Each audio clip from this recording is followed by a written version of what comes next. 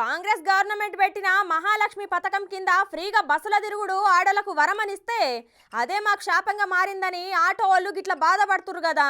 వాళ్ళ కోసం రంగంలోకి దిగిండు మన రేవంత్ అన్న. చూడుర్రా సారి.